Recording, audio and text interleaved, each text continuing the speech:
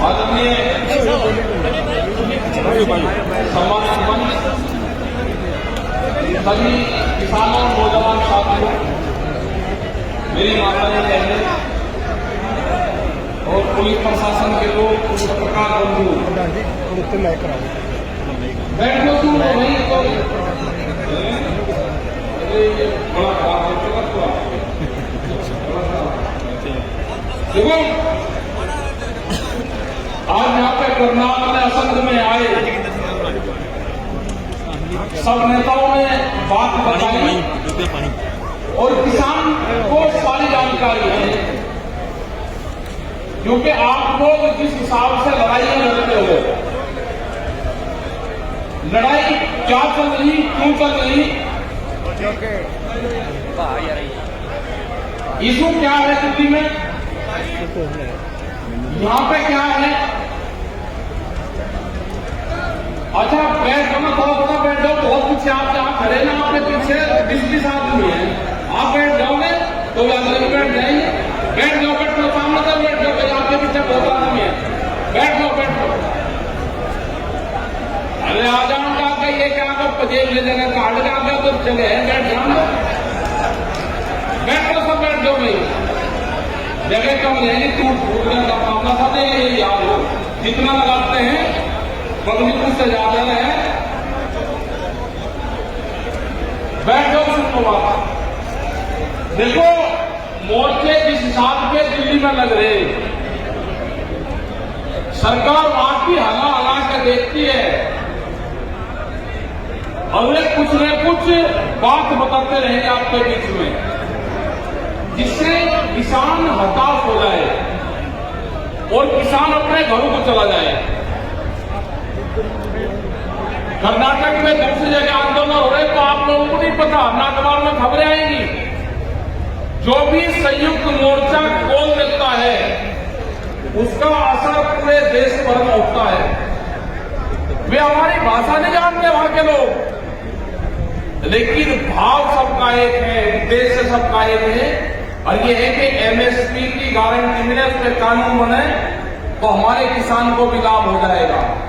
वो कह रहे कि छोड़ना नहीं, जो कलकत्ता के लोग हैं, जो कर्नाटक के लोग हैं, जो तमिलनाडु के लोग हैं, उन्होंने कहा कि हमारी फसलें तो कभी बिकी नहीं, आप आंदोलन नहीं छोड़ना, हम दूसरी दिल्ली बेंगलोर को बढ़ाएंगे, दूसरा आंदोलन इसी तरह का जैसे दिल्ली में है, ये प्रोग्राम बढ़ गए, हमारे ऊपर मुकदमे हो गए इस बात को कहने में।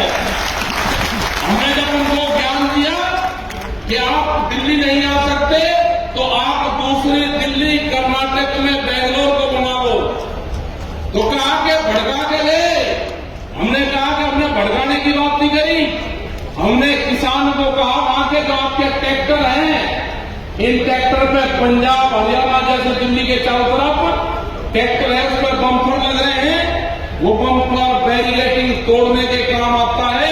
अगर ट्रैक्टर पे बम्पर नहीं होगा तो रेडिएटर फूटेगा, ट्रैक्टर बंद होगा। हमने यही तो बात कही, ये कोई गलत बात थोड़ा कही। प्रधानमंत्री ने कहा कि अपनी फसलों को मंडी के बाहर कहीं पे भी बेच लो। हमने भी कह दिया कि मंडी के बाहर का हमको पता चल गया, जहां पे हमारी फसलें मंडी से ज्यादा रेट पे बिकेगी वो है पुलिस के थाने, एसडीएम का ऑफिस, डीएमडीसी का ऑफिस, और जो भी विभाग हमारे ट्रैक्टर को, हमारी फसलों को रोकेगा उसको वो एमएसपी पे खरीदनी पड़ेगी। विधानसभा, पार्लियामेंट, हमको पता चल गया मंडी कहां है, हमारे किसान को पता चल गया सरकारी ऑफिस ही उसकी मंडी है, और उसका ट्राल मुजफ्फरनगर उत्तर प्रदेश में 3 जिलों में उसका ट्राल लिया हमने, बहुत बढ़िया मुद्दा है। बाराबंकी के किसान का धान नहीं बिक रहा था, लखनऊ के पास में था, हमने कहा कि डीएम के ऑफिस में बिकेगा, डीसी के ऑफिस में। 300 ट्रैक्टर ट्रॉली धान वहां पे गया, वहीं क्रैकेज खुला और पूरा का पूरा धान एमएसपी पे बिका। मुजफ्फरनगर में ट्रायल लिया, शुगर फैक्ट्री नहीं चल रही थी 2 साल पहले, लेट फैक्ट्री चल रही थी, हमने फैक्ट्री की डेट दी, भी खुद किसान ने कि जिस तारीख में पिछले साल जो फैक्ट्री चली हमने वही डेट मान ली, इस साल भी उसी डेट में फैक्ट्री चलेगी। किसान अपना गन्ने की छुड़ाई लगा दे और फैक्ट्री में अगर नहीं सी पर्ची आ रही तो डीएम उसके डीसी के वहां पर लेकर आ जाए। मुजफ्फरनगर में किसान गन्ना लेकर आया और डीएम के ऑफिस में तुला, तो ये तो रास्ते खुल गए, आपके भी रास्ते खुल गए। या तो मंडी में खरीद होगी या डीसी के ऑफिस में खरीद होगी। ये सरकार कान खोल कर सुन ले, हमने नई मंडी का चयन कर लिया है, पूरे देश में हो गया ये। अपनी फसलें तोड़ लो। कर्नाटक में भी कहा कि विधानसभा बहुत बढ़िया है आपकी, आप अपने मोर्चे लगाओ, पक्के मोर्चे लगाओ, ट्रैक्टरों के साथ में लगाओ और अपनी फसलों को बेचने का काम करो। ये आंदोलन चलेगा, आंदोलन लंबा चलेगा। बहुत पत्रकार कहते हैं, बहुत लोग कह देते हैं कि ये आंदोलन इतना लंबा क्यों चलेगा, क्यों ना चले भाई आंदोलन, सरकार बात नहीं कर रही। हमको जमीन चाहिए, फार्म हाउस चाहिए तो बड़ा चाहिए, ट्रैक्टर छोटा है तो बड़ा चाहिए, नौकरी छोटी है तो प्रमोशन चाहिए, घर छोटा है तो बड़ा चाहिए। आंदोलन छोटा क्यों करेंगे, आंदोलन भी लंबा करेंगे। सरकार को बता दिया कि आंदोलन की हमारी जो तैयारी है, अभी नवंबर दिसंबर की तैयारी है हमारी सर्दी की। पत्रकार फेसबुक कह दिया आपने नवंबर दिसंबर का क्यों बता। हमने कहा कि जब कहीं मेले लगते हैं, हमारे यहां गढ़ और टिगरी के मेले लगते थे, उसमें अगर कोई लड़ जाता था और उसका पता नहीं चला कि ये कहां का है, तो ये कहावत थी कि मेले का रला हुआ मेले में ही मिलेगा। तो वो अगले साल उसके परिवार भी जाते थे और वो गुम हुआ आदमी भी वहीं जाता था, तो वे वहां पे मिलते थे। हमने तो कहा भाई ये पुरानी कहावत है, एक साल में सरकार बनी सर्दी में तो अगली सर्दी में सरकार बोलेगी, तो हमको भी तैयारी करनी पड़ेगी पूरी। इनका एक और टारगेट है, इन्होंने कहा कि आंदोलन मई और जून में खत्म हो जाएगा, मई में, कि किसान अपनी फसल को नहीं छूटेगा। ये जो कह था ना कि जी हमने कह संयुक्त मोर्चे ने कह दिया कि किसान एक फसल की कुर्बानी दे दे, किसानों ने फसल जलाना शुरू कर दी। वो भारत सरकार ने कही थी बात कि किसान अपनी फसल को नहीं छोड़ेगा, आंदोलन छोड़कर फसल की कटाई करने जाएगा। तो किसान ने दिखा दिया कि फसल आंदोलन के बीच में नहीं आएगी। वो तो सब लोगों ने अपील करी, किसान ने जब रोका नहीं तो जुताई शुरू कर दी थी किसान ने। ऐसा नहीं करना, ये फसल, इस फसल पे सबका अधिकार है, मजदूर का भी अधिकार है, इस फसल पर हमारे पशु का भी अधिकार है, इस फसल पे हमारा भी अधिकार है, हमारे परिवार का भी अधिकार है, देश की जनता का अधिकार है, इस फसल पे आंदोलन का भी अधिकार है। आंदोलन में भी बहुत खर्चा होता है, गंगा भंडारा चलता है, ये फसल ऐसे बर्बाद नहीं करती। हमने कहा कि फसल की कटाई भी करेंगे, हमने अपनी पूरी कमेटियां टिम्बे गांव हमारी बन गई। अगर कोई किसान हमारा आंदोलन पर रहेगा तो उसकी कमेटी उसकी फसल की कटाई करेगी, घबराने की जरूरत नहीं। और ना सरकार हमारी संयुक्त मोर्चे की एडवाइजरी बॉडी के मेंबर है कि वो हमको बताएगी कि आंदोलन कैसे खत्म होगा, कैसे चलेगा। आंदोलन चलेगा, पक्के मकान में चलेगा, कूलर लगकर चलेगा, पंखे लगाने, एसी लगकर चलेगा आंदोलन। यह आंदोलन नहीं रहा है कि 60,000 सिपाही को किसान बनने, हम पैंट भी पहनेंगे, हम कुर्ते भी पहनेंगे बढ़िया, और एसी भी लगकर यह आंदोलन चलेगा। ये दुनिया का ऐतिहासिक आंदोलन होगा। और ये ढेर काम बोल कर सुन ले सरकार, इसका पता है हमें कैसे कैसे इलाज करना। ये नवंबर और दिसंबर तक इसका इलाज है किसान कर देगा। बहुत बड़े सुबह इलेक्शन है, घबराने की जरूरत नहीं। ये किसान निमटा पर चलेगा, पंजाब की तरफ से फांटा भरेगा, पंजाब, हरियाणा, राजस्थान, उत्तर प्रदेश सब निमटता चला जाएगा, एक तरफा लगती चली जाएगी झाड़ू। इनका इलाज होगा या तो ये 3 कानून वापसी ले लें, एमएसपी में कानून बना दें, और हमारा जो संयुक्त मोर्चा है उसकी कमेटी से बात कर ले। आगे के जो फैसले होंगे, हमने बार बार कहा कि फैसले फसलों के फैसले किसान करेगा और सरकार से फैसले हमारे पंच करेंगे। हमारे पंच भी वही है और हमारा मंच भी वही है जो सरकार देखती थी ना कि एक कमजोर कड़ी भी कोई मिल जाए, कोई नहीं मिली। हमारे 40 के 40 लोग पूरा प्रेशर बढ़ाकर देख लिया, सबको तोड़कर देखने की कोशिश करी, कोई कमजोरी कड़ी हमारे लोगों में नहीं है किसी में। और हमारा मंच भी सर्वोदय है और हमारे पंच भी वही रहेंगे, हमारा मंच भी वही रहेगा। बहुत लोगों ने कहा कि गाजीपुर का होगा ना, जो भी फैसले करते हैं हमारी कमेटी फैसले लेती है, जो पहले था वही हमारा रहेगा। हमारे बहुत लड़ाकू क्रांतिकारी लोग हैं इस मोर्चे में, हमको भी बहुत लाभ हो गया। जो फैसले होते हैं संयुक्त फैसले होते हैं। पहले अगर एक संगठन का आंदोलन होता था तो उसी को फैसले करने पड़ते थे, अब तो संयुक्त है। 2 महीने से सरकार को रास्ता नहीं पाना कि कहां से बातचीत शुरू करें। हमने कहा कि अगर आप तैयार हो, ये बिल वापसी लेने के जो कानून बने हैं, उन्होंने कहा कि हम तो तैयार है, इनमें बयान देते हैं।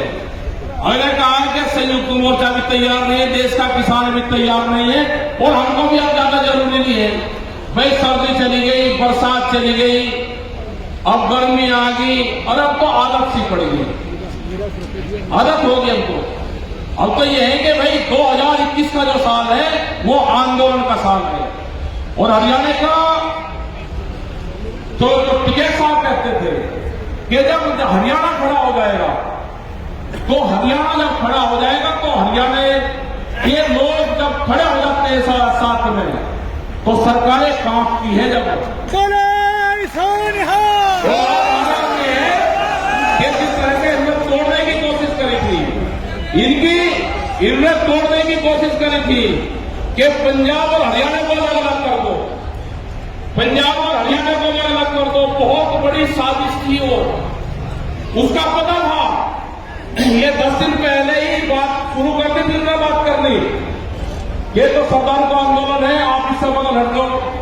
उत्तर प्रदेश और हरियाणा वाले इससे बदल हट जाओ, हरियाणा वाले को तो आंदोलन है ही नहीं। मगर ठीक है, इन्हें बात के हटो कहां तक ले जाते हैं। वे कहा ये तो तलवार लेकर चलते हैं, ये लड़ाई झगड़ा करेंगे तो आपको बंधक बनाओगे, बका और आगे बताओ कहने लगा जी इनसे बदल हट जाओ, तो हम तुरंत पकड़ देंगे।